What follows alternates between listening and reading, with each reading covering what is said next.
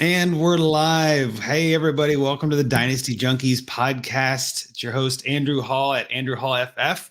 With me tonight, co-hosting is Scott Sidlow at Scott_Sidlow. How you doing tonight, Scott? Andrew, good to be back. Good to be back. Another addition to the family here. We got another future Dynasty Junkie, so had a couple weeks off there to do that, but glad to be back here tonight with you guys. That's right, and that was your second. So now you went from a cover two to kind of a man defense. How do you feel? That's correct. Yes, my 16-month-old is entering full toddler mode. So, our defense is going to be run ragged here, but we'll man up. We'll figure it out. Perfect. That's good to hear. And speaking of defenses getting worn out, we've got our guest tonight, Jeff Bell at For Whom J Bell Tolls, who is outmanned by your kids. How are you doing tonight, Jeff? I'm doing great. You know, it's Thursday. We got some football on. We get to talk about football.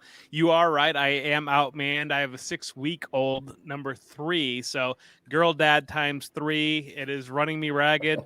You know, not to discourage you at all, but the 1 to 2 was a very difficult adjustment for me because, yes, that juggling, the no more on our own. 2 to 3 hasn't been as bad. You're used to moving, you're sticking and moving, and you're used to taking care of all of them at the same time. So that's encouraging for you, depending on what your family planning is. But that's the plan. Everything next, else next one. We're gonna try for the summer again because my wife's off in the summer, so it won't be next summer, obviously. But so we got a little time. Very nice. Yeah. Mm-hmm. Yeah, mine is 2. So our first 2 were May babies, and so she rolled right into being off for the summer. This one obviously was a September baby, so it's a football baby. But being number 3, and she was willing to delay her start to her school year this time around, so we kind of have a pretty good idea this is going to be it. But yeah, good, man. That's good to hear. That's good to hear. Got a couple of papas on the show. I just have a dog with no kids. We're good. But good to have you here, Jeff. Really looking forward to chatting it up with you tonight. We're going to talk about some week 5 stuff, kind of what we saw in week 5, maybe do some dynasty review, talk about some injuries because there's a lot of them. Feels like, man, this every year I say this, feels like there's more injuries than ever. I think it's just what it is. It's a football game. It's meant to be, a contact sport. So you're going to have some injuries. So before we get too deep into the injuries, let's talk about, I want to hear just a general idea. And Scott, we'll start with you. What was kind of your one big takeaway from week 5? Did you have anything that, I know you've been busy with the new kid and all, but what would you say you took away from week 5 that might've been different that you expected? Yeah. London game started. And that's always it's fun because I'm up early with my daughter anyway. So, hey, let's turn on some football. Yep. For me, there wasn't anything specific other than kind of reinforcing some of the things that just like you were saying with all the injuries, right?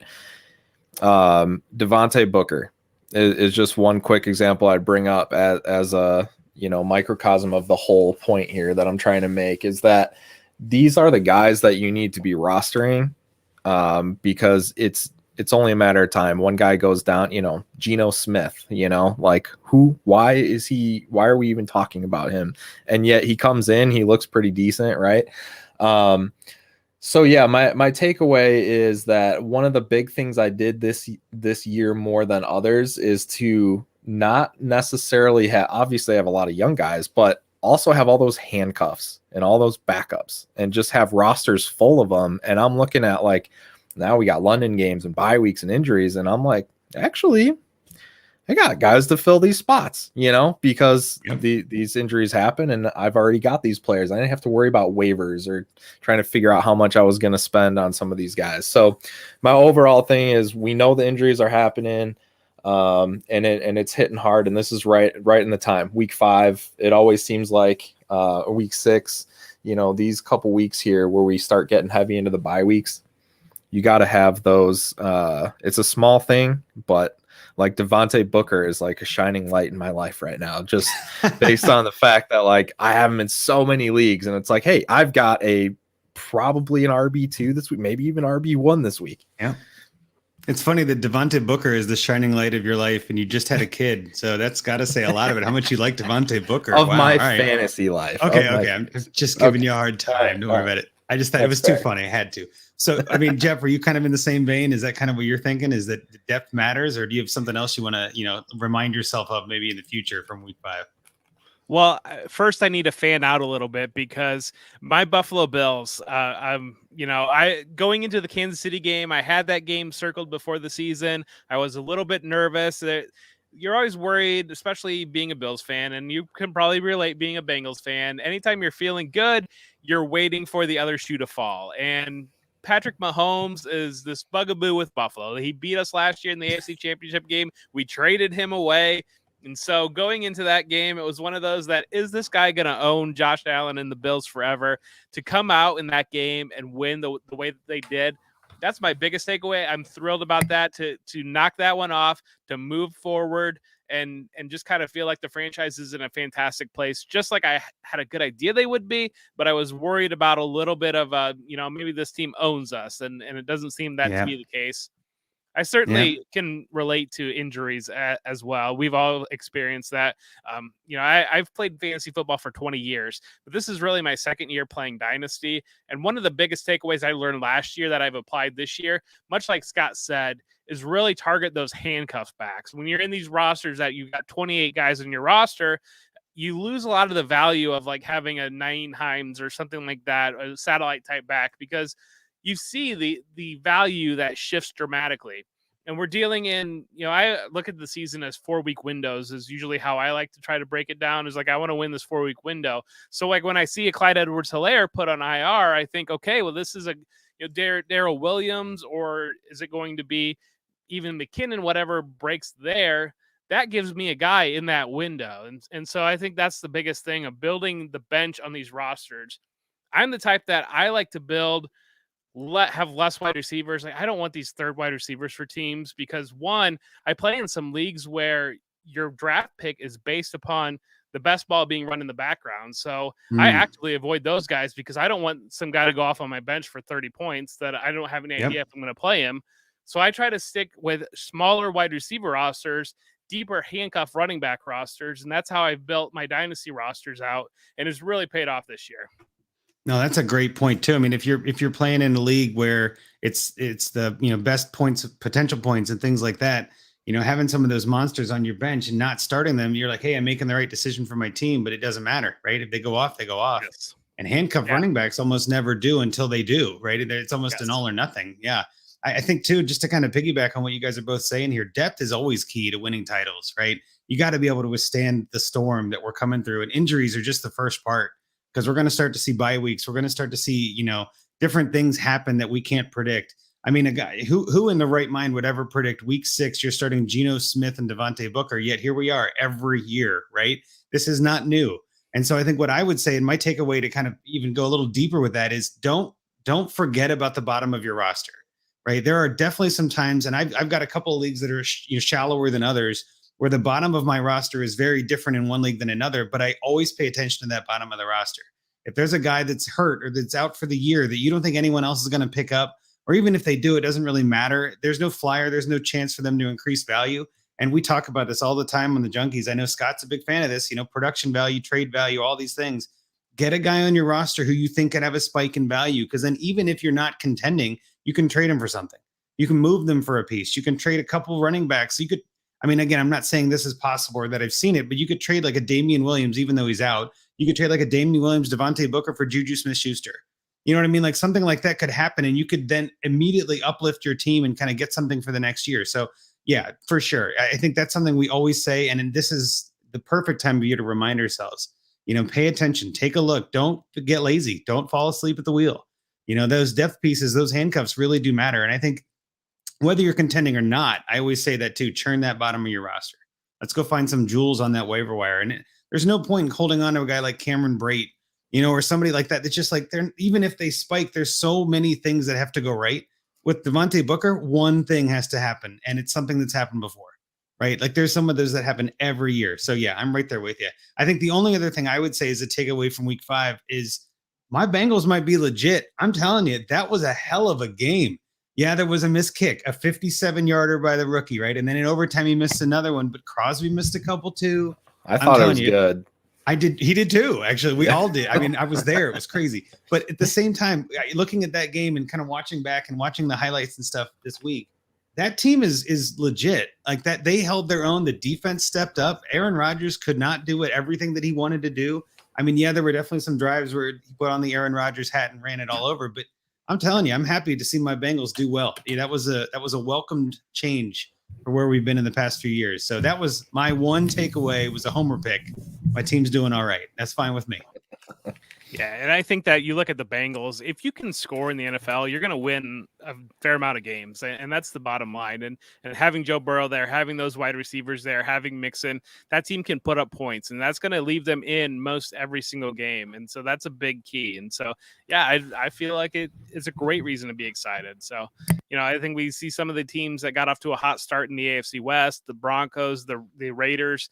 It seems like they're really falling apart recently. And so the Bengals are lurking right there. And certainly, we thought maybe the Colts were going to knock the Ravens off on Monday night, but obviously the Ravens pulled that one out. But it's going to be a battle in that division. So it was crazy. Yeah, it was wild. These primetime games are just giving me life. You know what I mean? Like, it's some of these are, even tonight's game is actually turning into be kind of a fun one now. We just saw Tom Brady throw an interception. Like, man, that doesn't happen very often. Like, this game could go who knows what.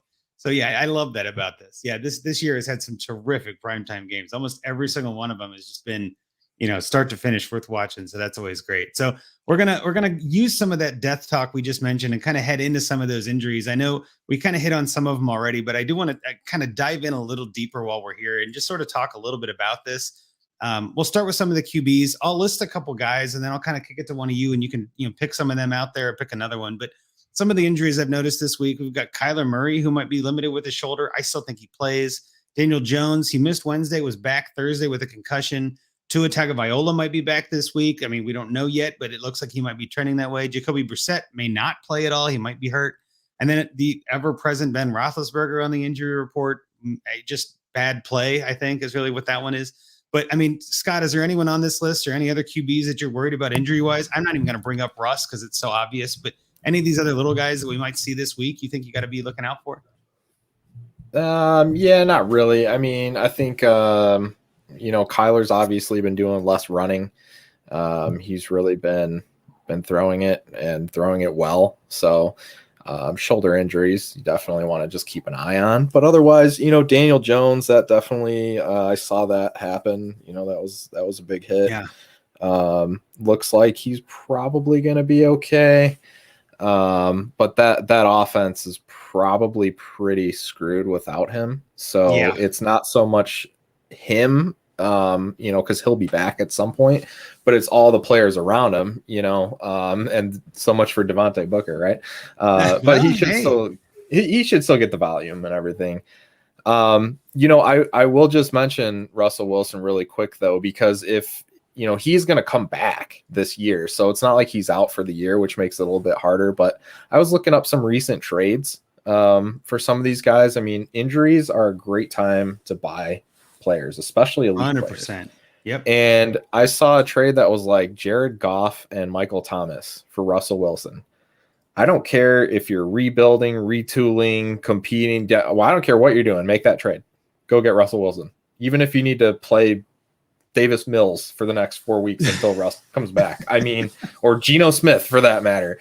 Yep. Seriously, like just do that trade. Like, and my point is like, that's one trade in one league, right? It's probably not going to happen in yours, but my overall point is go get those guys, throw out some offers, look at the teams. Are they, is it a competing team he needs a quarterback for the next 4 weeks, Well, let me ask you a question actually on that topic. I mean, is the best time to send a trade, that Tuesday after the week is over, or is it better to kind of let it settle in a week or two and let them panic a little longer? What do you tend to find is the most effective in your leagues? I know you got a bunch and you treat it like a value in a portfolio, which I love hearing. So what is your go-to logic on some of that when trading? Yeah. I mean, usually I want to be aggressive, but I guess it kind of depends. Like, I don't want to be like, I just saw the injury, I'm going to offer the trade. You know what I mean? Like, don't You know, You got to thread a needle. You know what I mean? You got to kind of play it a little bit, you know? Yeah. I'll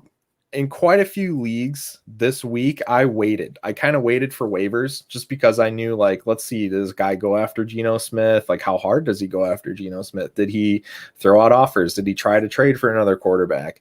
And obviously somebody could jump in before you, so you don't want to miss that opportunity. That's exactly what I was going to get into. Yeah, you don't want to be the first, you don't want to be last. It depends on your team and your situation too.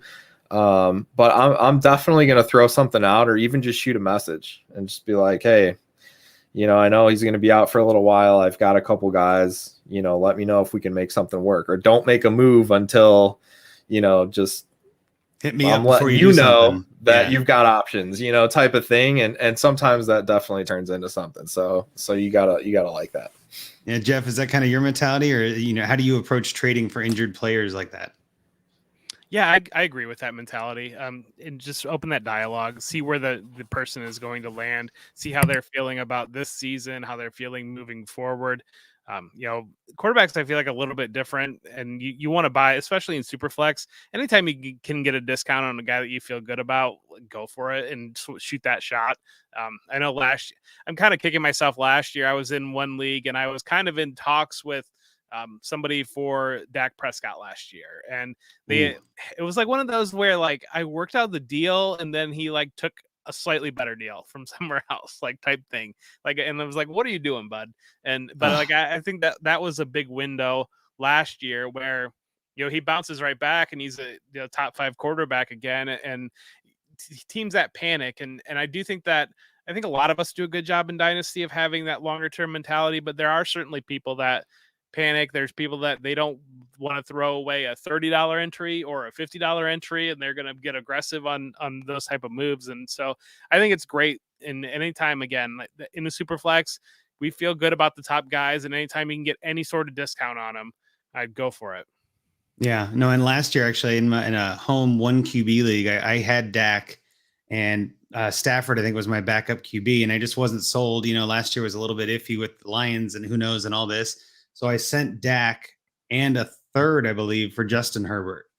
And I remember at the time, I'm like, I feel like that might be an overpay. Is this Herbert thing for real? You know, and he ended up dominating the rest of that year. It ended up being a great trade. I came in second in the league, you know.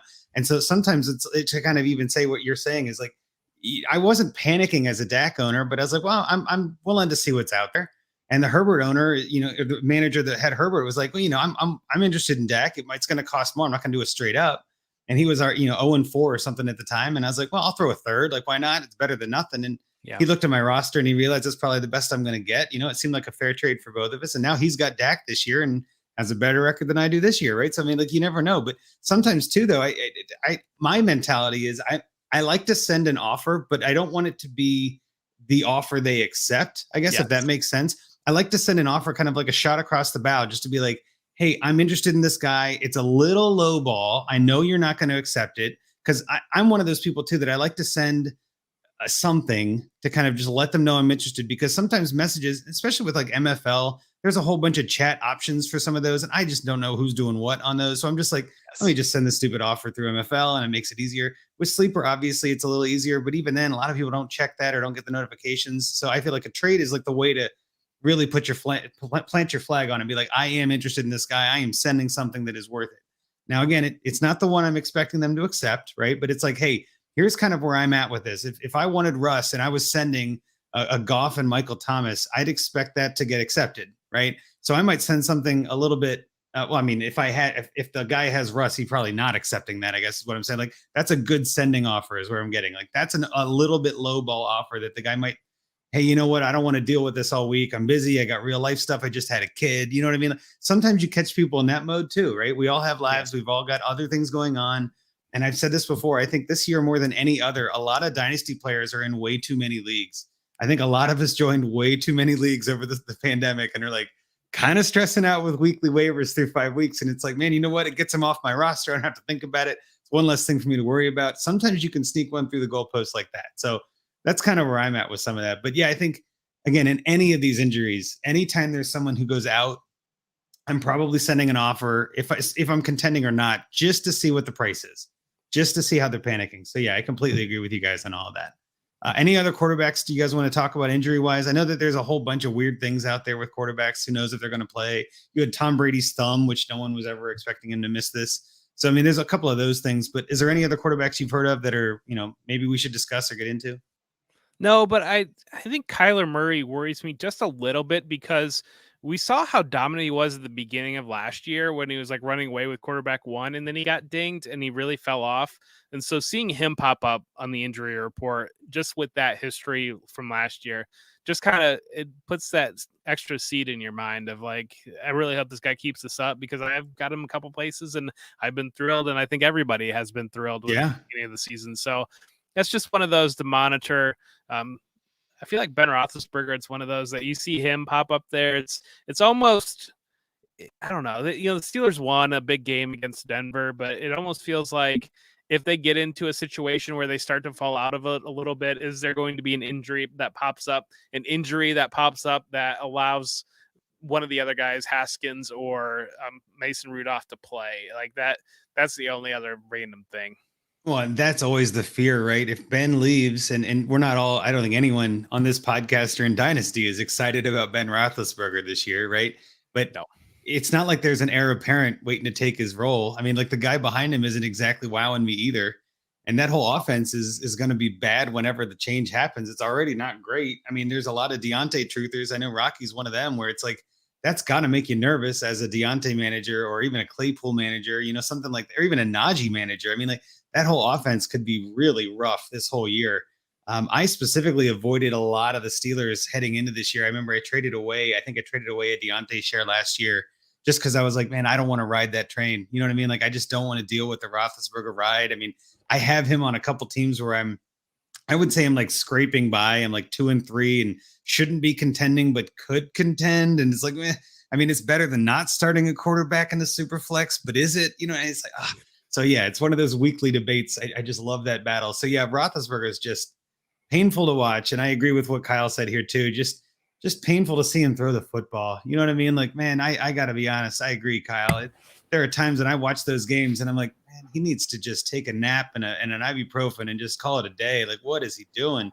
Oh, it's only the first quarter, too. So this is going to be a long game. So, yeah, we'll see. I'm not a huge fan of Ben, but, I mean, maybe this, as I said before, maybe this is just I'm not playing well injury, right? Like, oh, it's my pec that's hurting. I'm going to sit down. No, probably not. We'll see. No, but he's officially toast. Yeah. Well, and I think the Steelers, I don't know. I kind of feel like they were in denial this offseason and adding Haskins as the backup because I kind of feel like they didn't want to admit it because they didn't go out. And if they would have added a guy like Tyrod and then you see in practice every day that Tyrod Taylor is out playing Ben Roethlisberger, then questions start to pop around the locker room. They made sure that they brought in somebody young, a name that people knew, but somebody that's not going to be taking his job. Not a threat. Like what they did. Not a threat. A name that fans might say, oh, yeah, I know him. Yeah, we got that guy, but this guy, he's no threat. It's well put. Yeah. And I mean, he's not like a Josh Rosen or someone who's kind of burned his stretch. You know what I mean? Like has all the hype and then does nothing with it. Haskins kind of had like a little bit of a redemption arc that you could write a story that says maybe this is where he does better. So it's not like the worst backup, but yeah, that team is going to be brutal. We'll get into some of the receivers on that section, but we'll kind of get into the running backs. I do want to talk about some of these bigger guys. I listed some what I would call like the top tier definite starters. And then there's like a second tier running back too. So we'll talk about the first group. Christian McCaffrey. Everyone's talked about him all season. Last year, he missed a bunch of games. He was still the number one running back in points per game, which I thought was hilarious. Only played in like 3 or 4 games and had 30 points per game. But he's 50-50, I believe, was the last call yesterday. And then today he missed practice, and now it's kind of listed as doubtful. I mean, we don't know. It's game time decision. There could be some gamesmanship in that, right? Where it's like you don't really want to tell the other team that he's playing or not. You want to have him prepare for both, or I don't know. I don't know if I see the value in telling him he's not playing, right? So like maybe we just get him to say he's playing. But what do you guys think? Is McCaffrey coming back this week, or is it one more week? What do you think, Scott? Yeah, I think he's going to play. I don't know. I heard one of the beat writers just say that he probably could have played last week, and they were just kind of being cautious. So I don't know. Honestly, at this point, I just I've never been a McCaffrey fan. I just I don't even like him as a person, so I don't want to root for him. I don't really have any shares of him. I do have a couple, but I just don't I don't know. It was always going to be one of those things. He's not a big guy, and yep, running backs in general are always hurt. So I don't it's the whole thing. Everybody's always, oh, is he going to play him? I don't care.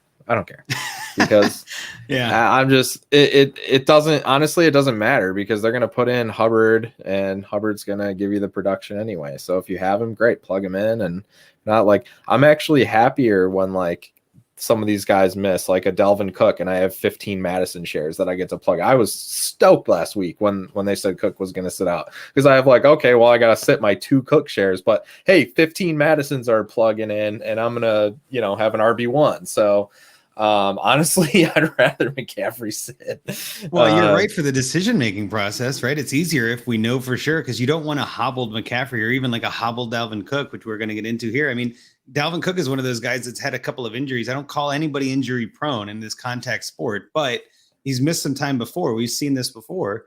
And I mean, again, I think it's better for the team. It's better for him if he takes the day off. I mean, there's an extra game this season. They're asking him to do a lot, much like McCaffrey, where it's maybe just taking the game off and letting Madison get some tread off his tires instead is the way to do it, instead of splitting the carries. I think it was week 4 they both played, and neither one of them really did much with it.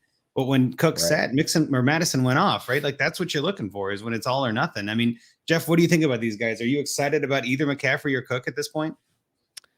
Well, you mentioned the gamesmanship, and I'm pretty sure the Panthers play the Vikings. So I wonder if there's a little bit of that going back and forth with Dalvin Cook and Christian McCaffrey on teams on both sides are kind of playing that.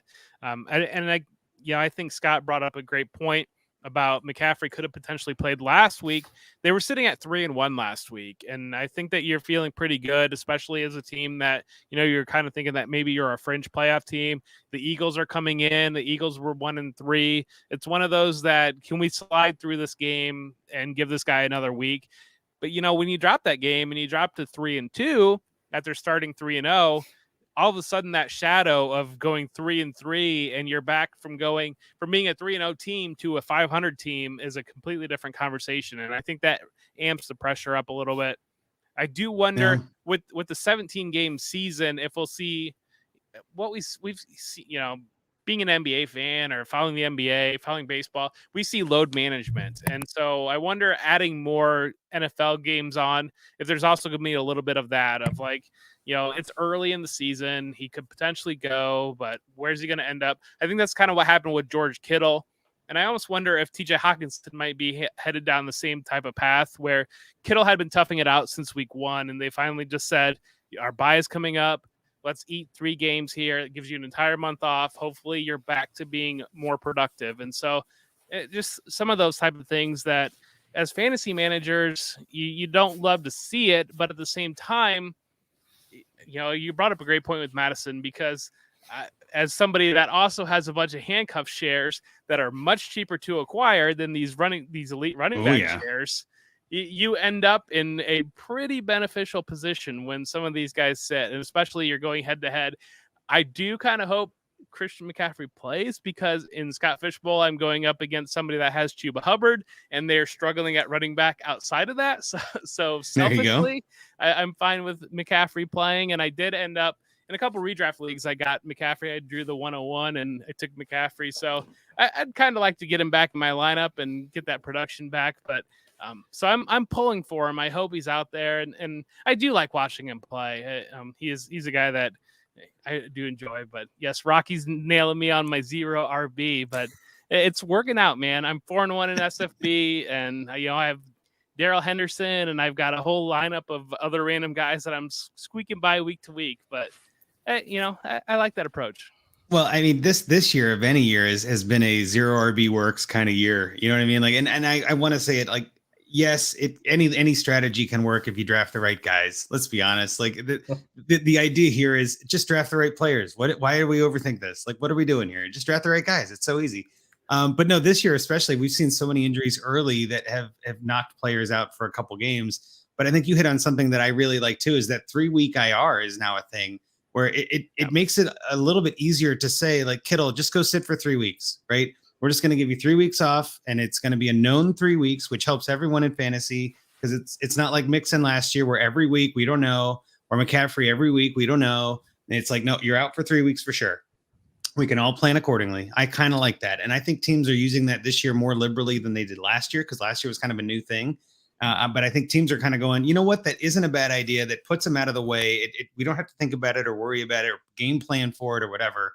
And I think that also helps for players like McCaffrey when they don't go on that 3 week IR. It kind of makes the fantasy mind goes, oh, okay, so they're not going to be out that long. It's only going to be a week or two. And then, I mean, we might see McCaffrey here miss his 3rd week. And it's like, well, should they have or shouldn't they? I mean, you can't put him on there now. You can't do it retroactively or anything like that. So we're kind of left in this limbo for the 3rd game. But if he's not right, I agree. He shouldn't be out there. You don't want to see him get injured again or get, this is the 2nd year we've seen him have a ton of injuries, and everything flows through that guy when he's on the field. So it's hard to put him in there halfway. It's either all or nothing. And again, I think him and Cook both are kind of those top tier guys that if they're not on the field, it matters. The team notices, the defense has to adjust and all that. So I'd rather they sit if they're not 100%. And I don't think either one of them are 100% at this point. And yes, that does help our Chuba and our Madison shares. But long story short, you want to have these guys play all 17 games this year.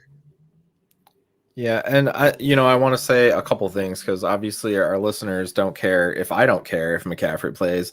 But what I can tell you is a couple things. I really, I guess, how should I say this? There's a few injury people that I follow very specifically, and Ethan Turner's one of them, and Edwin Porras at Fantasy Points. Edwin Porras, you got to follow him. He does a quick podcast as well, and I'll find the name of it. I'll look that up in a second here, but follow those guys. I mean, he's a physical therapist. He's a doctor. Like, he knows, he's going to talk about this from that standpoint, and then he's going to give general guidelines on, on average, this injury takes a couple weeks to get back to 100% production. And he's going to look at it that way. The other thing, though, is that you have to kind of take some of these things with a grain of salt, because again, they're working on statistics, probability, the likelihood, because they don't know. And nobody knows. The player doesn't even know in most cases, right? Whether they can really go out and do it. But something sticks in my mind from many, many years ago. I was actually in Cincinnati. I was at a Bengals Jets game. Marvin Jones had 4 touchdowns in that game. Oh, I remember that game. And yeah.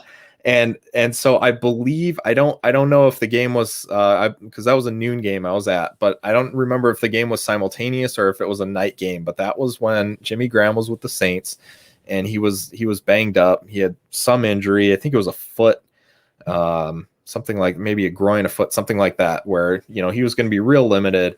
And I remember this was back when like ESPN Fantasy Focus was like the only thing that this is pre-Dynasty for me, or maybe I was in like one league at that point.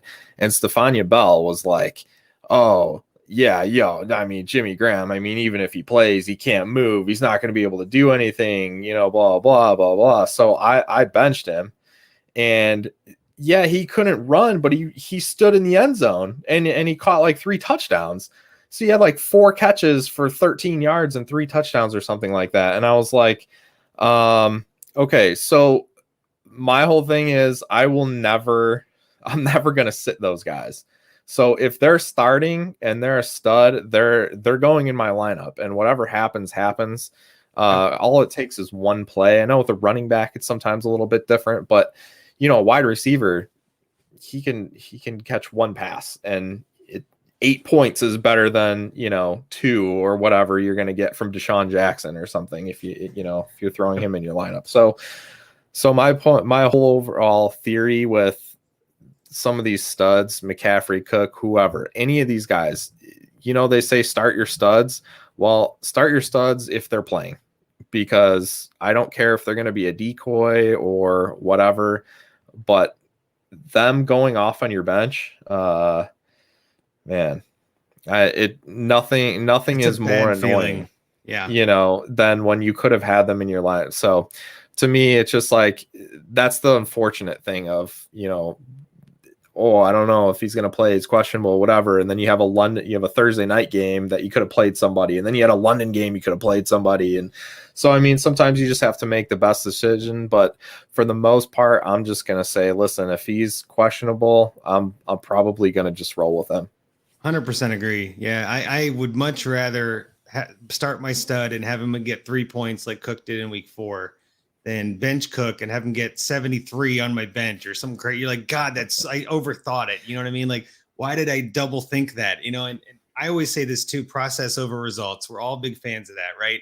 The process says Dalvin Cook is a beast. I get that he's hurt, but if the team trusts him, so do I. I'm in. Like, let's not overthink it, right? I've got 15 lineups or whatever to set. I'm not going to sit there and agonize over every single one. It's just like, what's the process say? Just because the results don't pan out does not make that a bad process. Does not mean you did something wrong. And I think this is something exactly. that any of us that are, analysts or experts, and I put big quote fingers around all those things, anybody that gives advice on this type of topic, ultimately what we're all doing is like what we would do, but it's your team, right? Make that decision. If you disagree and you can't stand to get 3 points in your lineup and you want to put in a backup, go for it. Knock yourself out. But you're in charge of your team, not anybody else, right? Absolutely. And that also means that sometimes asking for advice can be like a confirmation thing, like, am I on the right track? Or am I missing something here? But sometimes it's literally an excuse for people to be like, well, you told me to sit. Like, no, that's not what happened here. You hit the button. You hit submit, right? And I'm right there with you, Scott. I mean, running backs especially, it's hard for me to bench any stud running back at this point. There aren't that many of them. So it's like, really, how do we want to play this game? Do I want to draft a good running back and then not play them because I think they might not get a lot of points? That's not how fantasy works, right? And I mean, Jeff, I think you're kind of on the same page here, but do you have any thoughts on this kind of topic before we move to wide receivers?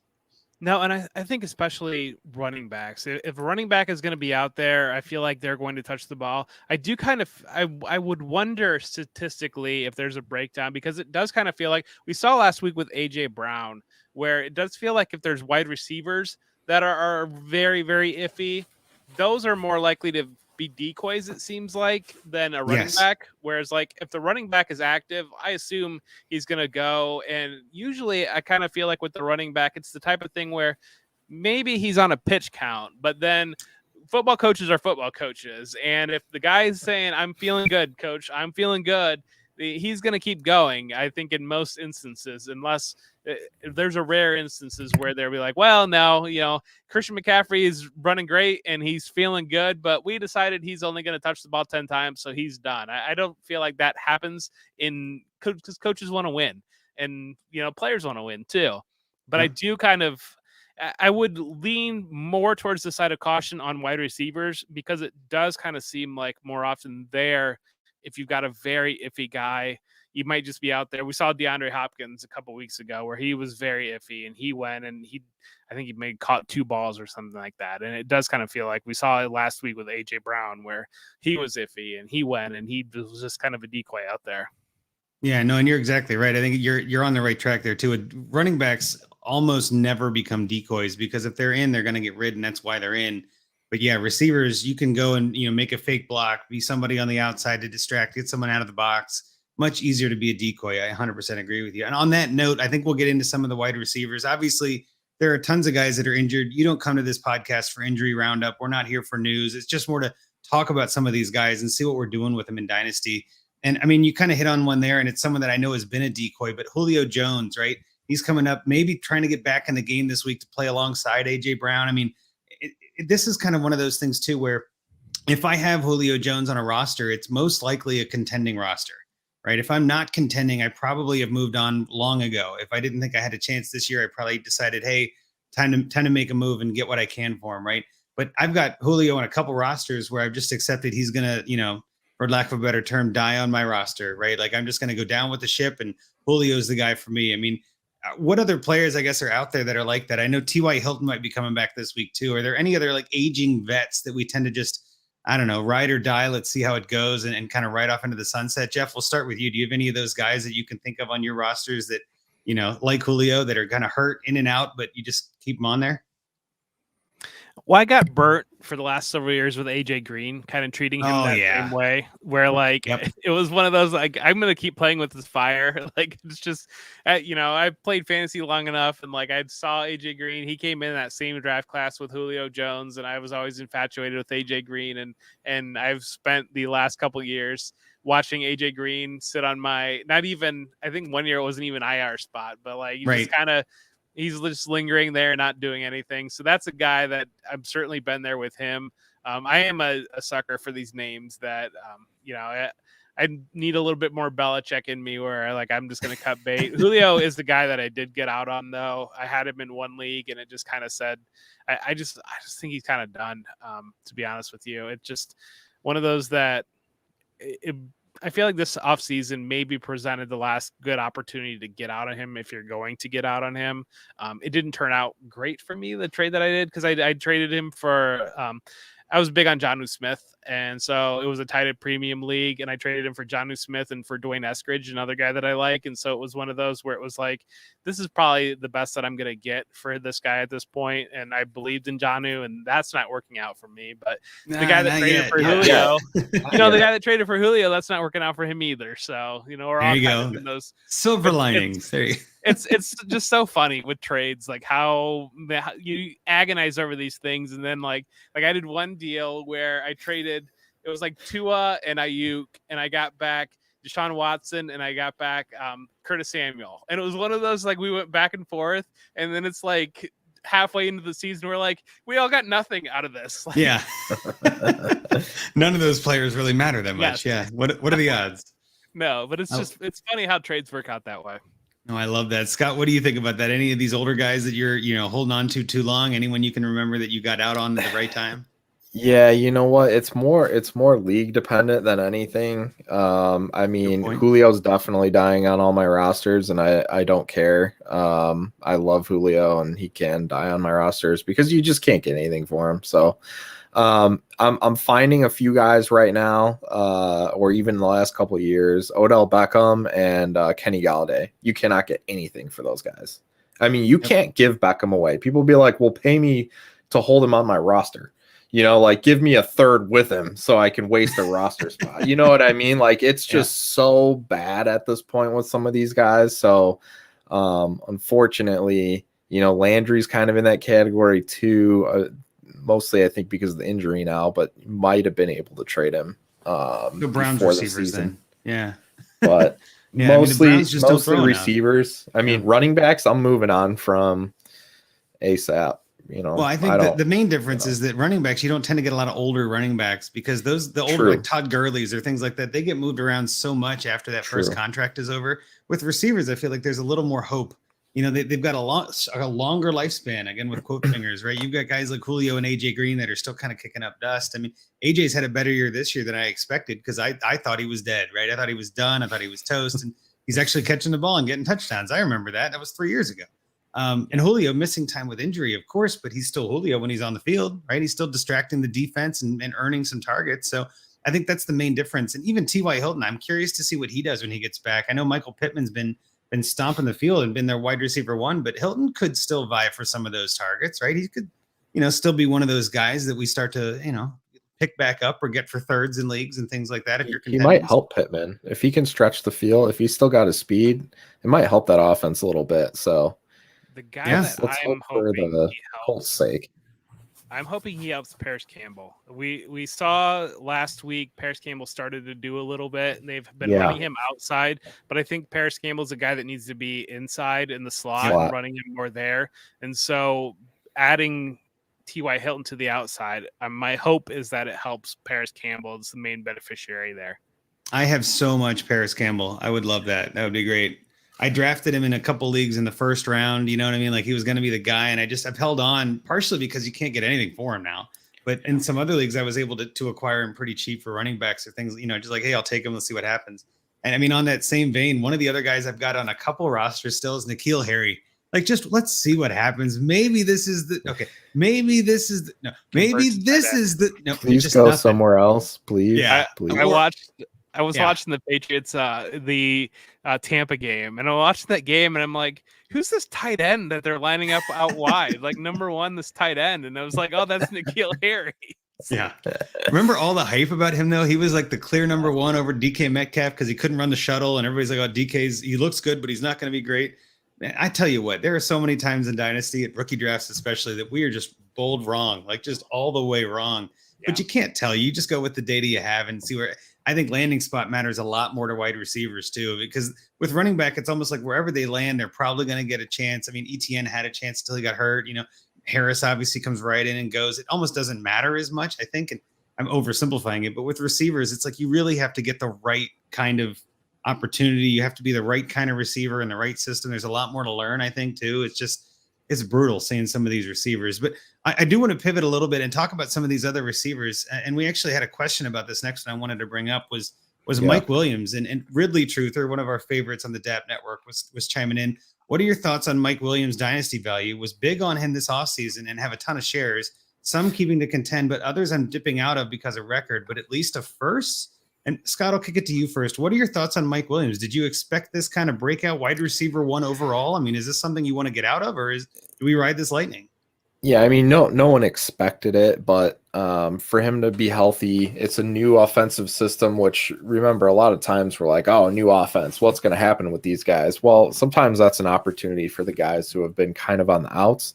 And when we heard that Williams was going to be the X receiver in this offense, I thought, oh boy, he might actually have a shot to be relevant, not like great like he's been, but at least be relevant, And I was fortunate to pick up a few shares pretty cheap.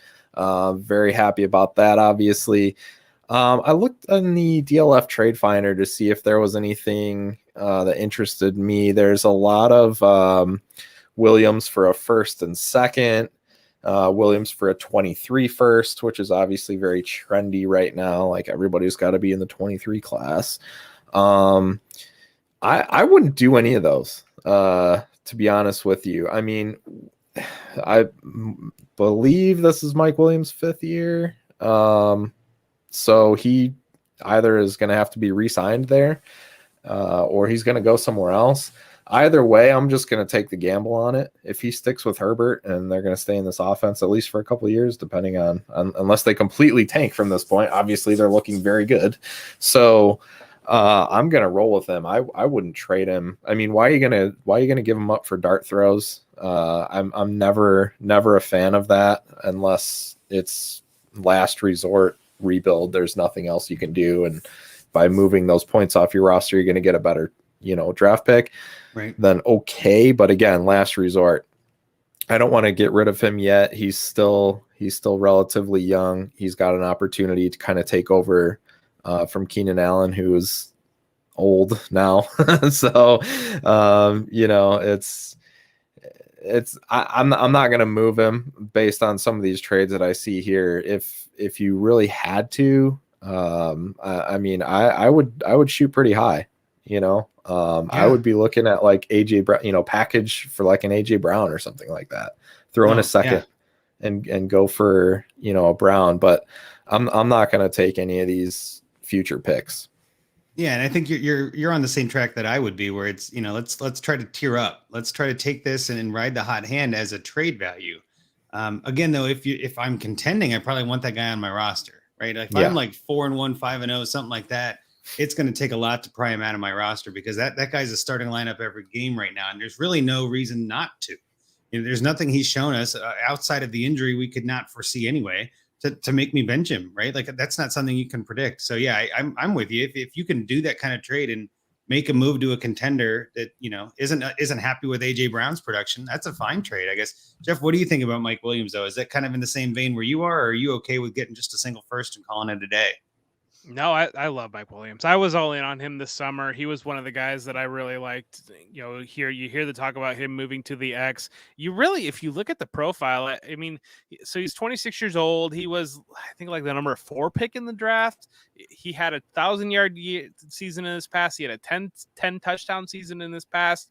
I mean, you add these things up that if you were like drawing blind and you say, hey, I've got this guy, he's wide receiver number 1, he's 26, he went top 5 in the draft, he's had over 1,000 yards, he's had 10 touchdown season, like you're all in on that guy. And Right. So I think that's, and he's tethered to Justin Herbert, and I think Scott mentioned Keenan Allen's kind of the sliding scale going the other way. That's the guy that I would be concerned about maybe getting out on. If I'm getting out on somebody, that's a guy that I've had some people ask me questions about acquiring Keenan Allen. That's not a guy that I would be actively looking to acquire right now, but I love what we're seeing from Mike Williams, and I'm willing to ride that. I did trade him in one league. I started out 0-3, and I had him, and it was a deal where I had him, I had Saquon, and I got back Najee, I got back Waddle, I got back Robert Woods, and so it was one of those where it was like,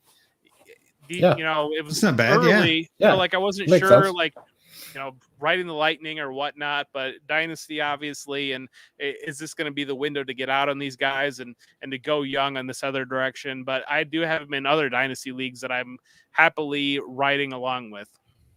Well, and you're hitting the nail on the head there with Keenan Allen. It's almost like whether you're a contender or a rebuilder, he's just kind of an avoid no matter what, right? Like Yes. It's hard to value him because Williams has done just so much this year. And through 5 weeks, Williams is the wide receiver 1 in most formats. That means Keenan can't be. You know what I mean? Like if you're 1, there's no one better than you.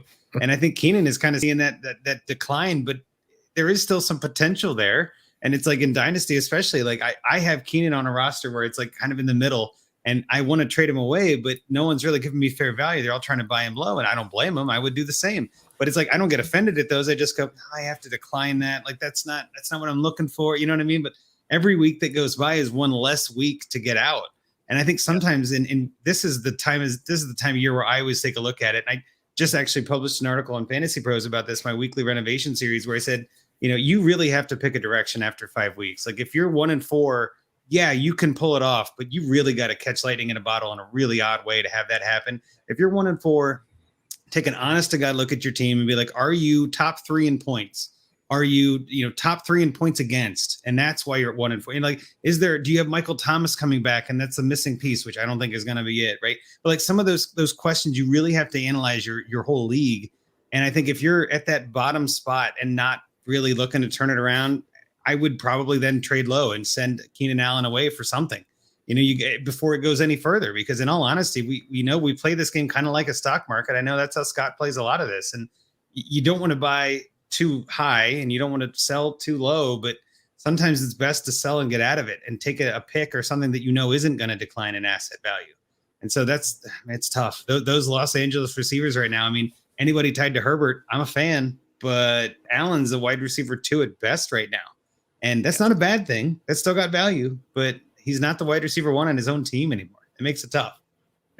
But the only other receiver group I wanted to talk about, we kind of hit on it before, but those Pittsburgh wide receivers, right? What are we doing with these guys? I mean, Juju, we kind of hit on before.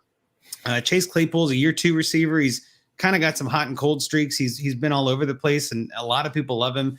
Obviously, Deontay, I don't think anybody's worried about Deontay. You got James Washington, who's kind of hurt, but still plays a little. I mean, I kick it back to you, Jeff. What do you think about these receivers? What are you doing with Juju, for instance? Are you selling him? Are you buying him? Where are you at with him in Dynasty? I think he's a hold. I mean, I have a hard time, if you can buy him for maybe the right, but like it worries. I think looking back in hindsight, maybe we all should have raised a red flag when he didn't want to go play with Patrick Mahomes. Like, I think that was the type of thing of like, what are you doing, bud? Like, and so, it's, you can't sell him. I mean, what are you gonna get for him? He's still a 24-year-old wide receiver who's had a wide receiver 1 season in his past, but I've got some of the trades pulled up because I was curious. I looked at this earlier today. Before I even do that, I sent out a poll. I think it was yesterday, where it's like, which would you rather have, a random 22 second? Like, we're not counting early or mid or late, just a random 22 second, or Juju Smith-Schuster. And it was almost 50-50, which blew my mind, where it's like that in my mind, it should be Juju, right? Like that should clearly be Juju, but the second round pick has some value to people. There are a lot of dart throws in the second round, but you got to get lucky. But I've got this trade finder pulled up, and there's one that just, I can't help but shake my head at it. Straight up, Juju for Kenneth Gainwell. And I'm like, man, that is selling low on Juju if I've ever heard of it. Like, you must be just wide receiver heavy and just done with Juju at that point. There's a couple others. Like, there was this other one, Juju in a 23 first for Rondale Moore, James Washington, and a 22 third. So Juju and a first for Moore, pretty much. Like, my God, that's a good trade. I would love to take that. You know what I mean? Like, give me the Juju and first side all day. You know what I mean? Like, what are we doing here? So, like, these are obviously just random leagues. There could be a whole bunch of newbies in these. These could be people that don't care, don't know what they're doing. There could be other settings we don't know. But again, just seeing some of these is just like how far he has fallen. I mean, Scott, does any of this make sense to you? Are you out on Juju, or does this seem like a good time to buy maybe? Man, yeah. I agree with all of that grunt, by the way. That is exactly the right response. Go ahead. Yeah, I don't know what to do with Juju. Fortunately, I don't have a ton of shares. I did really like him coming out, and obviously just the start to his career was like, wow, this guy is the next, stud, right? But since then, I mean, how much of it has been, because people wanted to blame Big Ben, and it was like, yeah, but look what Deontay Johnson's doing. And then, oh, look, Claypool's having these games, and so it's like, all right, well, I don't know that we can blame that. When isn't Juju the slot guy? Doesn't that help a guy that can't throw? Like, isn't that the ideal position for Ben? I don't get it. Yeah. I don't get it. And it's two offenses now, right? Because they have a new OC this year. Yep. And so two in a row where he's like 8.6 yards per route, which is like half of what he was previously. Oof. So, I mean, he's not even running, like, I don't even know what he's doing. Like, he's just running slants all day. I mean, I guess. So yeah. I don't know what to think there. I mean, I really got to dig into some stats on that, but he wants to stay in Pittsburgh, which is, good for him. Like, whatever, if that's what he wants to do with his life, that's fine. If you love Pittsburgh and you want to stay there, that's cool, man. Like, do it. But Mason Rudolph or whoever, whatever their future plans are, I mean, it's just not going to work for me. So, I'm not interested in buying him. I mean, if you want to buy him, yes, this would be the time, because his value from now, we're the furthest point away from him playing again.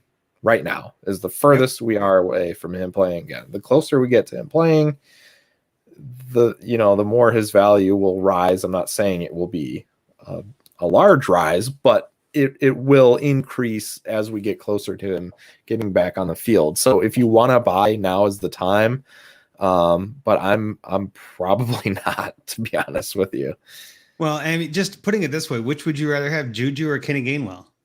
Yeah, I mean, I'm still taking Juju there. It's right. Not, like, some of these trades are just ridiculous to me. Like, I mean, there's a difference between I'm not buying and I will gladly take that price. You know what I mean? Like, I'm not actively seeking him out. If I had Kenny Gainwell and I got that trade in my inbox, smash accept on that. Like, I don't like Juju, but that's a terrific value turnaround. Like, I don't mind that. I can find someone else who's willing to pay more than Kenny Gainwell for him in a week or two. You know what I mean? Like, that's where I'm at with it. Just looking at the valuation, that seems bonkers. There's no production in Juju's future for this year. He's done for the year, as far as we know. He's out. Right. So his production is going to be next year, if anything. And honestly, we don't even know where that's going to be, right? He signed this 1-year deal to stay in Pittsburgh. Maybe he does leave and goes somewhere else next year, right? But I just feel like Juju has seen that star has fallen. He was the next wide receiver 1 overall, and now he's maybe not even in the top 100. It's just nuts. It's just nuts to see how crazy that has cratered his value. The only other one I wanted to bring up there was Claypool, and a slightly different topic. Claypool's kind of going the other direction, right? He's ascending still. I think Claypool's got some definite value upside coming, but I mean, I definitely think I value Claypool more than Juju. I don't think that's crazy to say, but I guess, Jeff, where do you value Claypool? Is he somebody you're targeting? Or are you kind of waiting to see how this offense shakes out, like we said before, or kind of where are you at with that? He might be the best buy in Dynasty right now, if you really think about it, because so just one real point on Juju. When I watch the Steelers, you don't notice Juju on the field. Like, you notice Deontay Johnson doing things, and you notice every time Chase Claypool's out there. You don't notice like Juju, and so I think that this is great for Claypool's potential, that you clear the target out, because I do think that Ben is comfortable working with Juju even if it's not exactly productive. And this is going to kind of shock him out of his comfort zone there a little bit. And we saw the production that Claypool is capable of last year in the big games. And so, yeah, I think that he's a fantastic buy right now. And he's a guy that probably would be aggressively targeting. And maybe when I get off this, I'm just going to go and send some trade offers for Chase Claypool if anybody's worried and wants to get out. And it's one of those that, if you're worried about Ben Roethlisberger, or if you're worried about how the targets are going to shake out and how his production has been so far this season, obviously he had a bigger game this week, so his first real decent production. But it seems like he'd be a good guy to target. What are you thinking you can get? Like, what do you think you could send to get Claypool? Like, I guess you're targeting him. What are you sending? Is it something like a package up to get him? Is it more like a player and a pick? I mean, just where are your thoughts? I guess when you build a trade like that, what do you first go to? I'm a package guy. I like to throw some eye candy at you and see if there's something that I can pull. And that's just the way my mind works when I'm doing fantasy trades. Is like I'm trying to work a package and pull that one piece out and just kind of continued that roster churn, like you mentioned at the beginning of the show, how roster churn is so important. And I'm always just trying to keep capitalizing on the bigger pieces and to continue to build up and continue to turn it up. And so that would be it really, I don't know. I'm so bad at saying like, what would you offer? Because everything's so dependent. It's impossible. I know it's not a real question because it's so league dependent and team dependent and timing dependent. Right. I'm just saying that's kind of why I like manager player dependent. Yeah. So, yeah. And I liked your answer because it is a little bit more of a feel. It's more of an art than a science trading. I always say that too. Like calculators are the science version of it, and they break it down to numbers, and it sort of takes the emotion out of it. There's a lot of emotion in trading. I mean, maybe not in the way Scott trades where it's all value, but most of us that do this a lot of the times, they're looking at it like, I don't like this guy. I do like that guy. That feeling matters, right? So I guess, I mean, with that in mind, Scott, what do you think Claypool? Is it someone you're targeting? Is it someone you're avoiding? I mean, is it a hold if you have him? What do you think? Yeah, I'm under on him. I didn't have a lot of him coming out, or, when he came out last year, basically I was willing to take him, like, if he made it to the third. If he didn't, then, I wasn't willing to use my second on him just because I was taking so many, Pittmans and Gibsons and all those guys. So, yeah, I don't have a lot. I'm definitely willing to get him. I don't know if I'll be targeting him specifically, but he's I think the kind of player that will succeed in any offense or regardless of who the quarterback is, just because he can make those plays of whether it's, just like a quick screen and he takes it to the house, or a jump ball and he can go up and get it. Like he's just the type of guy that can make plays. So I'm cool with having him on just about any roster. And I think maybe, after this conversation, I think he's got to be more in the forefront of our minds of, when I'm making moves, who would I like to bring back? And so actually, now that I'm thinking about it even more, I'd like to maybe try to move guys like Lockett, or some of those guys just as they get older, Keenan Allen, something like that. So can I add a second and get a Claypool, something like that? I'd be cool with. So yeah, I mean, I'm definitely open to acquiring more. No, I think that's something that Jeff hit on too, which I think is, you were kind of saying too, he's quarterback agnostic almost. I mean, I don't see him being very dependent on Ben or Haskins or whoever. And that's kind of where maybe you can strike while the iron's hot, where some Claypool manager out there might be looking at this like, oh man, I was saying before, I don't want on this ride. I don't want on these Steelers. I kind of went out. Maybe not catch them panicking. That's not the right term, but catch them concerned. Catch them at a weak moment where they might make a decision and purely on emotion and not on fact, and say, I don't want any Steelers on my roster. And I think we've all kind of had those chats or those messages where it's like, I'm done. I'm out on Steelers. Send me offers, right? We've all seen those things where just after a bad game, or I know, especially after Monday, man, I swear there was somebody in one of my leagues, in one of the chats, that was like, I will pay whatever it takes for Lamar Jackson, like that table talk kind of thing. And a deal has not been done yet, but like we all get in our feels, you know what I mean? Like I lost because of so-and-so, I'm done. Or I lost because they outscored me. I want that guy. And it just, sometimes that's when you can make an I guess, a concerted effort and make that target a little bit more clear and be like, all right, now's my time to strike. So, and that's another reason I said too, just pay attention to your league, right? Take a look see who's got Claypool in your leagues, plural, because we all have plural, let's be honest. But like, take a look at who's got Claypool, see what their record is. If they're 5-0, they may not be willing to move him. If they're 2-3 and struggling in the middle and don't know which way to go, maybe a first will do it, right? Maybe you could send that hype 23 first that everybody's looking for. And just like, I'll send you a first and Emmanuel Sanders or so, you know what I mean? Like, pick a bench player that you don't care about and it upgrades your roster. You get rid of that 23 first. And I guess that is a good segue, as good as any. I guess before we get into find me a trade, I do want to mention this or bring this up. I know we got Jeff on. Jeff's a lot more into Devy than I am. Scott, I don't know how many Devy leagues you're in, if you do a lot of Devy at all. There you go. So I'm in one, which is nice, and I've enjoyed it, but I'm not great at it. But Jeff, I want you to kind of just real quick for us, and I don't need to get too in the weeds, but is the 22 class that bad, and is the 23 class that good? Is this hype legit, or is this kind of overblown Twitter sensation, not reality? So do you like? And there's no wrong answer here.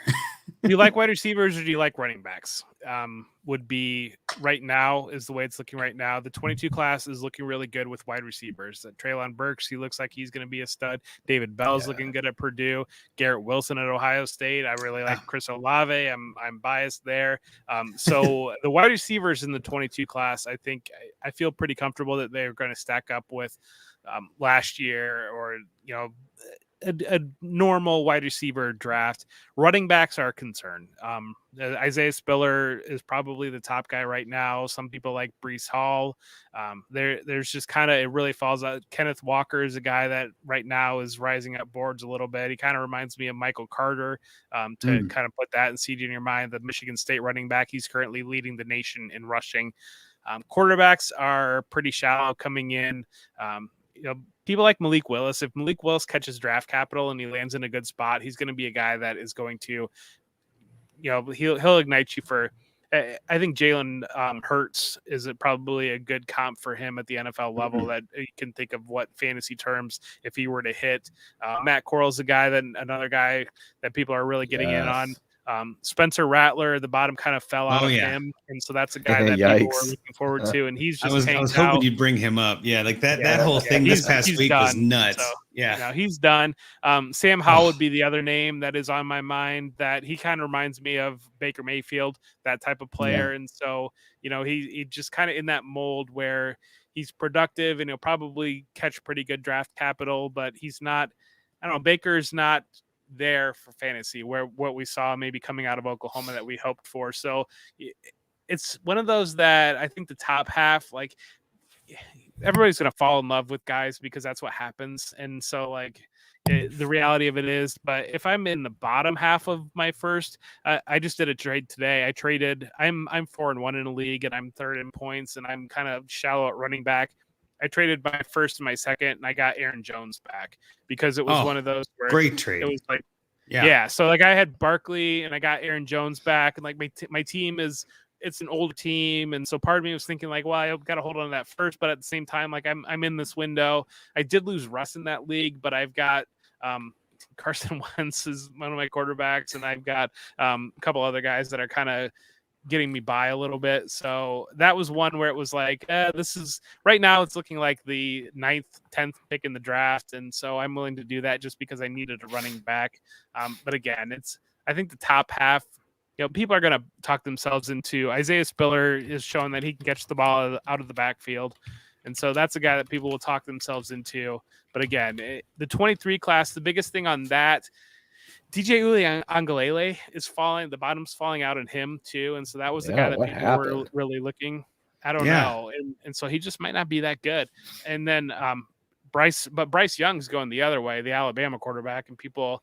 But that's a guy that he's not bringing the Konami side to it right now. He's not running the ball. But really where the 23 class is running backs. I mean, it is absolutely loaded in running backs. It's got, Tank Bigsby. Bijan Robinson is going to be the guy that I think I make the argument that Bijan Robinson might be the Dynasty running back one right now in value. And just, if people that are into that right now, just because I think that colors where the league is at running back right now, with kind of some of these guys aging out. But it's one Or of just those like that, Miles Sanders not doing anything with their yeah, opportunities. and You know, so I many mean, of there's these just so guys many where, like, question marks. Yeah. yeah, and Zachary Evans is a guy I really like at TCU. There's a lot of these guys that then Jameer Gibbs is, you got to mention him too. So that's the biggest thing right now is, do you need a wide receiver or do you want to go for a running back? And so that kind of colors where I'm standing with the classes. Oh, I Because like that breakdown. I like that. Yeah, that makes it make sense. It makes it kind of easier to digest. But overall, I mean, again, in a vacuum, let's take some of that out of it. Would you say that a 23 first is worth more to you than a 22 first, or vice versa? I mean, where are you at with that kind of debate valuation wise in trades? the 23 first is the Bijan Robinson lottery. And so if you're trading 23 first, you're just buying tickets to that.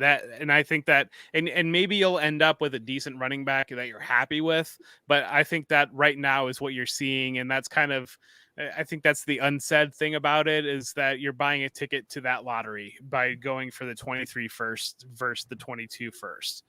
Gotcha. And so that's worth it to you. The upside is more, right? The Bijan Robinson is a kind of generational talent. Then if he's a dynasty white running back one, like that's someone that, people like a are Barkley or comping McCaffrey, him. right? Yes, people are putting him Yeah. in that Barkley class, and so it's because there's not that guy coming up this year. I think Treylon Burks is really good. He's a wide receiver. I was just gonna say, I think there's a couple receivers that could be there if they get the right spot. Yep. There's a couple of those guys, but I'm probably with you. I don't think that there's definitely not a running back in this class that's even close.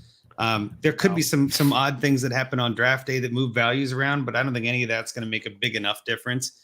I've always been of the mindset, and I think I'm still this way, that I'd rather have the 22 than the 23. You get that extra year of production, extra year of knowledge and all that. But I do hear a lot of people that are just like, no, 23 firsts are worth more. And I guess it's the upside. It depends on what you look for in your draft picks, right? If you look for upside and you're going for as many lottery tickets as you want, then the 22 class isn't as attractive, right? It doesn't have that upside. So in that point, in those people's minds, the 23 class has a lot more upside. It's a bigger payout lottery wise. Let's go get those tickets. I'd rather have a ticket in that lottery than this one. So that kind of helps break it down. I like the way you put that. And I think that also explains, again, just where everybody values so many things differently.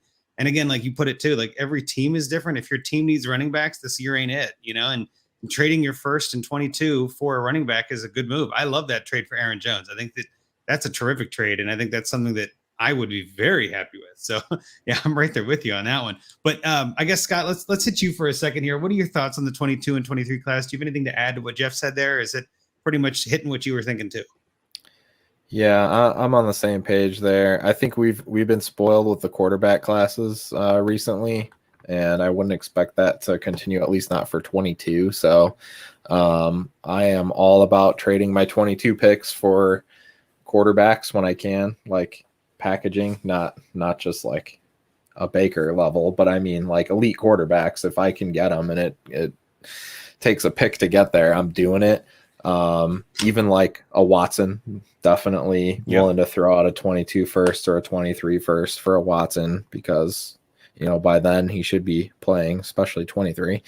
So yeah, I mean, I've really kind of turned the corner on. I was all about like acquiring all the picks all the time, I think, just because it's fun. Yeah. But I've just noticed that recently, for whatever reason, I mean, mostly I was taking quarterbacks, and I hit so well on Herbert that just paid off so well. But now it's just kind of like I'm in a position with a lot of my leagues that I'm going for it. I'm trying to win, and I have no problem moving those first, and I don't care whether they're 22s or 23s. No, that's a good way to put it too. I mean, you don't want to worry too much about the future and forget about winning the title this year. We always say that, right? Titles are worth more than anything. Ultimately, what I end up doing is kind of what you're saying there, though, is if I'm rebuilding, I go for the picks because they're not going to decrease in value. I feel like this year they have. I feel like this year is the first year I've seen 22 picks kind of go down a little, where like the 20 people are just so down on the 22 class because there aren't any stud receivers or stud running backs or quarterbacks. Spencer Rattler this week even, I think, kind of shook the core of a lot of people that were like, oh man, this quarterback class is terrible if that's the number one guy. I mean, so I think that there are some potential potholes that we might still see in the 22 class valuation as a whole. But usually the picks are one of the few things that you can get in Dynasty that tend to accrue value every day, right? The closer you get to the draft, the more important they get, the more valuable they get. So when I'm on a rebuild, especially on a team where it's just I have no chance, give me all the picks because at least I'm putting my assets in something that's going to accrue value. I can get out of those picks later. We all see it too as the season goes along. You start to see players that are also rebuilding and they want some picks, and you're like, all right, I'll take J.K. Dobbins. You know what I mean? Like pick a player that's hurt.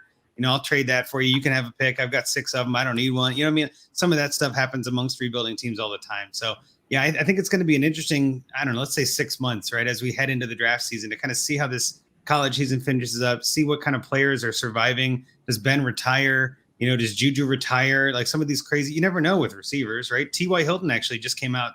I think it was yesterday. I saw a report that said he had talked to Andrew Luck when he first got hurt and was like, that was probably a bad idea.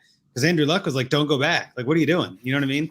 And I think that's something that I don't want to say gets overrated or missed, but I think that's something that maybe we forget about in Dynasty. These are actual people that have a decision to make. And sometimes these injuries can add up. We've seen it happen a couple of times, right? Gronk left for a couple of years and came back because Brady needed him, right? So it could happen. But I think, again, when you're looking at picks and players, it's always about just what do you feel comfortable with? Build a full roster, get something there, and kind of make it happen. So, I'm glad to get your opinion on some of that, Jeff. I was glad to get some Devy talk, at least for a little bit, as part of our Junkies here. Yeah, happy to be there. Yeah, but I do want to say Malik Willis, if he catches first-round draft capital, people are going to go nuts over him. So I'm just throwing that out there. Yeah, that's fair. Yep. All right, so we're going to head next into our Find Me a Trade segment. We're going to wrap it up with this one today. So, man, this week we got another great trade submitted by FF_Medicine Cabinet or at Beryl Joffrey. Beryl's a fan of the show. He submitted a couple rosters. I think we've done a couple of his in the past. This team that we're looking at today, I'm in a bunch of leagues with him. He's I think I'm in one with him guy. too. Yeah, good guy. Definitely I interact with him on Twitter all the time too. He's a good dude. Yeah, he's awesome.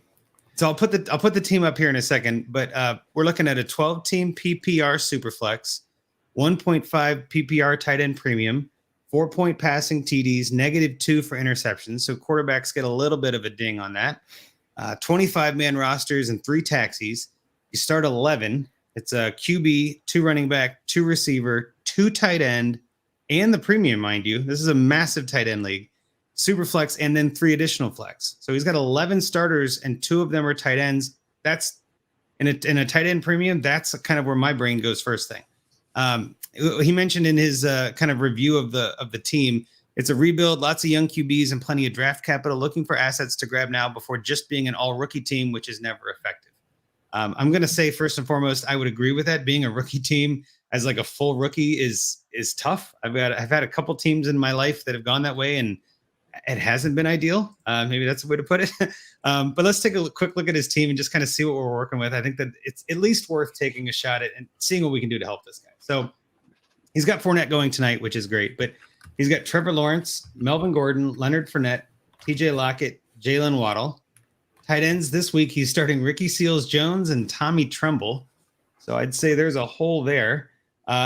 Flex, he's got Devin Singletary, Alexander Madison, Kadarius Toney, and it's Superflex, Justin Fields. Not a terrible starting roster for a rebuild team. I think it's got some good bones. It's got some good youth. Looking at the bench, we've got Geno Smith, Drew Lock, Trey Lance at quarterback. So, yeah, he was big on the rookies last year. Running back, you got Mike Davis, Samaje Perine, Tony Jones Jr., Kylan Hill, Khalil Herbert. So that's an interesting batch of those guys we were talking about before, those handcuff-type players. Obviously, Perine, who knows with the COVID thing. Mike Davis, he's on a bye this week, but we don't like what we're seeing out of him. So lots of question marks there. Moving on to the receivers, you got Amari Rodgers, Tylan Wallace, and that Juwan Johnson kind of has double eligibility in sleeper. I'm not sure if that's even worth it at this point, but he is a tight end also. And then you've got Robert Tonyan, Hayden Hurst, and Cole Kmet. So he isn't terrible at tight end. I will say the starters, I think he might be trying to tank here. Let's just put it that way. But Cole Kmet, Robert Tonyan, they're not bad. Hayden Hurst, I don't hate. For a 2 tight end and a premium, that's not a terrible 3. His injured reserve, he's got Tua Tagovailoa and Rashad Bateman. It's not terrible. And then taxi Anthony Schwartz, Seth Williams, and Jamar Jefferson.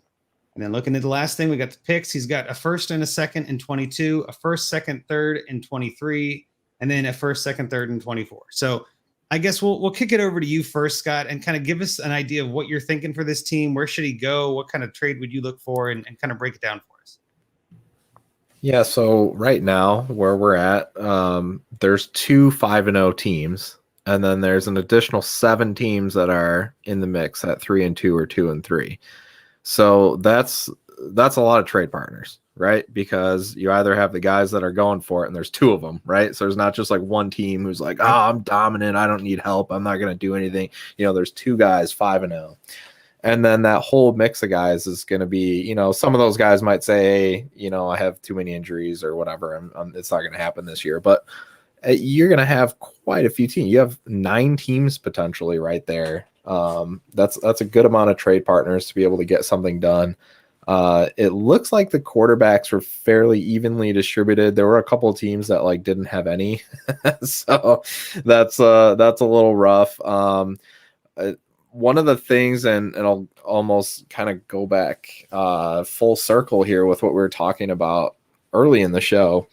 I had a similar roster to this last year, and I moved my veterans and I went for the injured guys. So I traded Drew Brees and Michael Thomas for Dak, and I made another trade that got me Josh Allen, and I drafted, and I had Herbert. So I had, and now I'm sitting on, Dak, Allen, and Herbert, and my team is very good.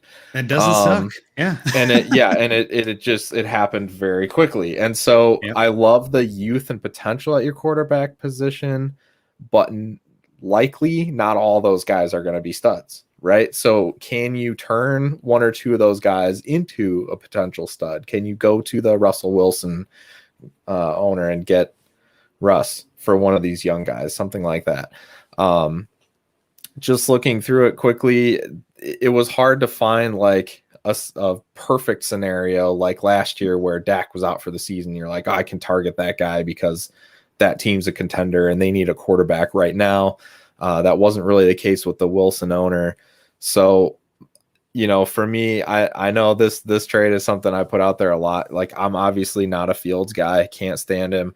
Can't stand the organization he plays for. Terrible line, terrible weapons, everything about the entire. So I'm going to move Fields if I can, or your 22 first is looking like might be the 101. I'd gladly take Watson for that. So if you're not that ballsy, I'm going to give you a second trade here too, because I know not everybody wants to go that route. Or depending on. I want to recap real quick. It's Fields or the first, not both. You're saying, right? Correct. One or the other. Just to yeah. I'm just saying, hey, maybe this guy's like, I don't want anything to do with Watson, whatever, guilty or not. I want him out of here. And I mean that's.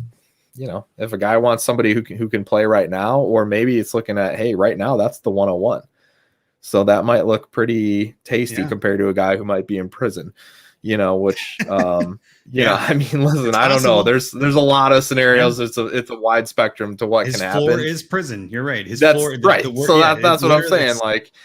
It's a great opportunity, in my opinion, to go after it. But again, if you're not feeling that, or if you're not interested in Watson, then I also brought up another thing. Now in this league, yeah, you nailed it. 2 tight ends. I don't think your tight ends are good at all. So again, part of it is mine, but go ahead. Yeah. You have, I love Cole Kmet. He actually grew up in the next town over from me. He's very talented, intelligent, and I think he's going to be a good player for a long time. Will he be like a fantasy stud? Well, I don't know, because Fields is his quarterback, and so that's kind of an issue for me. But I think you need a tight end at some point. I didn't see any very obvious trade opportunities for you there. So the next thing I look at then is, how can we move some of your vets, especially if you're 0-5 and you're kind of tanking for next year. Then let's get rid of some of those guys that can score points, especially a guy like Lockett who can put up 40 points any week. I don't want him on your roster. So that was one of the first guys that jumped out to me that I want to move on from him. There was one of the teams. This might be one of the 5-0 teams, Joshua Beware.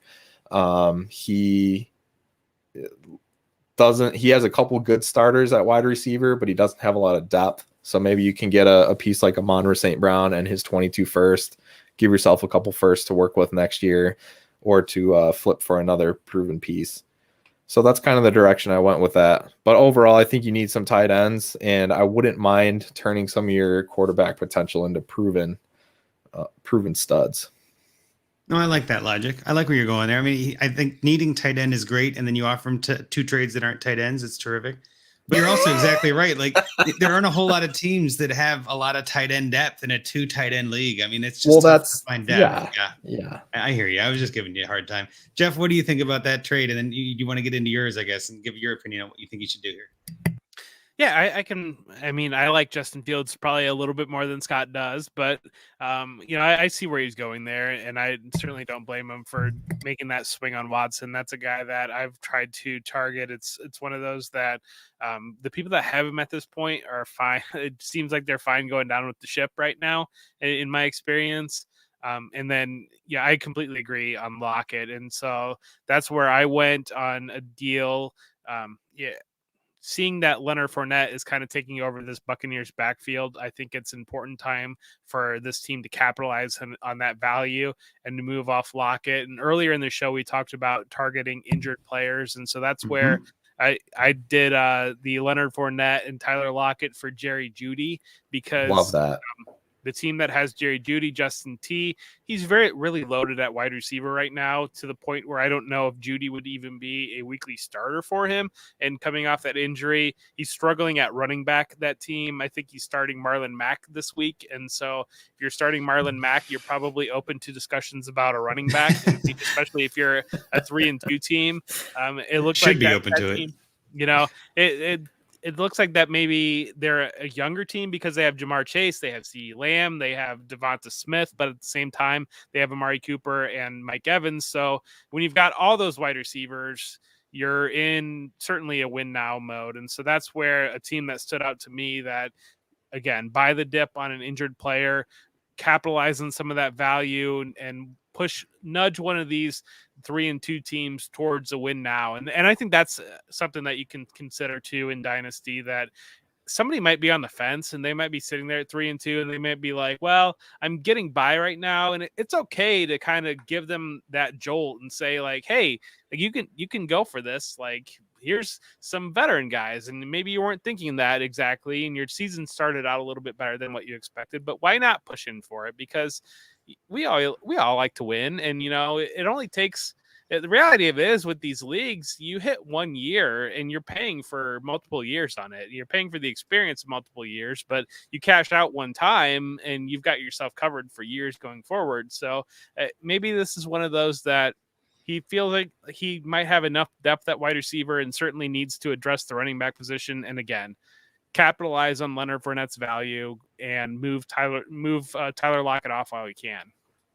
No, I don't mind that at all. I mean, you're kind of, we're all on the same page, really. My trade involves Lockett as well, but I think you're kind of, I like the logic too of like pushing a 3-2 team toward the top, right? And it's kind of a way to look at this too. If you're not going to win, that's actually a really good move as a meta gameplay, because the more teams that are better than you, the better you're going to be. So really, any trade that you make is probably going to help the other team this year. That's the whole point if you're tanking. But kind of forcing one of those middling teams to the top means you're more likely to end at the bottom. And I like that that helps clearly define that separation. And it can also change that person's opinion, right? It could look at it. They could be like, I'm 3-2, but man, I don't know if I got the goods. Well, you know what? This trade, I'm not doing anything with Jerry Jeudy. He still might be out a couple weeks. Fournette just blew up. He's having a great game tonight, right? And Lockett, who knows? He could still be terrific. And that's not a bad play. I mean, that's something that I could see actually getting done too. So I like that one. I like that one a lot. Scott, do you have any feedback on that one before I hit mine? Yeah, I actually like that Lockett trade better than mine, especially because of moving Fournette. After seeing what he's doing tonight, any shares I have of him, I will be trying to sell. Even if he takes over this backfield, whatever. I mean, I don't care. Just I'm definitely willing to move him as soon as possible. Just his play, his running style, his age, his past on the field, off the field. Like, he's the type of guy that I want to see a blow up game and then I want to sell. So yeah, and I love getting a guy like Jeudy. So yeah, tomorrow would be a good day to sell. Thursday night football blow up game. It's everything. Island game. That's what you want, right? Everybody's watching, everybody's seeing this, and they're all going, I haven't seen Fournette all year. My God. I mean, they probably watched him against New England, but you get my point. Like, This is a much better game for Fournette. I think this is exactly what you're talking about. So my trade is in a similar vein. Mine was a trade with the Omega Ginger, which I just love that team name. Like, oh my goodness. He is one of the 5-0 teams. He is the highest scoring team in the league. So this guy is one of those teams that is, in my opinion anyway, built to win now, but I'm not sure how. Like his team is a little bit weak a couple different places. And I was like, you know what, if I had this team, and this is what I do with a lot of these, is if I had that team, what would I be looking for? And the Omega Ginger is, again, nothing against the manager or the team. It's just, he's got Chris Godwin. I'm sorry, wrong team. Sorry, I had the wrong team up. But he's got, I think it's DeAndre Hopkins. No, yeah, it's DK Metcalf. Sorry, DK Metcalf, AJ Green, Devontae Parker are his starting receivers in his lineup right now. That would scare me as a top scoring 5-0 kind of team. That is not ideal, right? Now, he has a couple other players on his bench, but like, guys like Cobb and Boykin, Isabella, like those kind of roster cloggers, He's also got Dalvin Cook on his team. So my trade was going to be to send Lockett, the guy that we all like sending at this point, Lockett and Madison, the handcuff, right? We just talked about Madison, to that team for a 23 first and OJ Howard. So the logic here is it's two tight end. OJ Howard could see this guy's lineup. He just got a touchdown again tonight, so maybe he starts to see that and gets crept in there. But this guy's starting Mark Andrews and Anthony Ferkser as of this week. He doesn't have a lot of tight end depth, right? So this is Durham Smythe, I think, is his other one. So it's not like he's got a lot of tight ends to move, but I still like targeting a tight end because that's your weak spot. And then getting a 23 first, we just talked about it. Like there could be some value in those even throughout the year. Those might go up in value and things like that. So my logic here is to send the handcuff to Cook and Lockett pretty much for a first, and then have him throw in Howard as kind of like, hey, I'll take Howard off your hands and see what that becomes. Because I think Gronk's not there forever. Howard could become a guy. I guess we'll see. But I don't know. That's kind of where my head went with some of this. And that also pushes that 5-0 team sending another pick. For a guy like Lockett, it could see his lineup and should see his starting lineup every week. I feel like that's a trade that guy might want to do and just kind of, I don't know, ride that hot hand and see how it goes. So I guess, Jeff, let's start with you. I guess, what are your thoughts on that trade or any other thoughts in general on this guy's team? Well, we talk about island games, and right now OJ Howard is on an island game, and so that might change the perception of OJ Howard. It might be tough right now. Yeah. But no, I get it, and I think that's a good deal. I think we're all kind of in the same page here, where I think Lockett's really the guy that you got to capitalize on. It's less than ideal now that Geno Smith is the quarterback, but that is what it is. But yeah, I can buy it. Yep. Well, with that, actually, there's a nice segue there because there is a pending trade. It looks like Beryl Joffrey sent out a trade to acquire Brandon Ayuk for Geno Smith, and it's to the cheesehead guy that has Russ Wilson, right? So this is one of those like strike while the iron is hot, try to buy low on Ayuk. I love this trade. Obviously, Geno, you just picked up on waivers. I can literally see it here for $31. He picked this guy up just this week on waivers, and he's trying to send it to the Russ owner who probably needs him. Didn't bid on him, which is odd, but he's sending him for Ayuk, who's been up and down. But I think Ayuk is still a good dynasty asset for a team that's rebuilding. So, yeah, I think we're all on the same page. You definitely want to move something, get something done, pick a direction. Like I was saying in my article, even this week, like sitting where you are is fine, but you can do stuff every week. And I like that he's sending offers like this, right? This is exactly what we like to see for people that submit this. Like this guy is active. He is a junkie and he's fine with it. He's like, I'm sending send more offers. Go find another team that's weak at quarterback. Send it to Geno for their third receiver. Just see what you get. You know what I mean? Like you never know. So yeah, I think that's a pretty good spot to end it. But Scott, do you have any other feedback? I guess I want to make sure I finish on you too. Do you have any other feedback for this guy that we haven't gone over yet?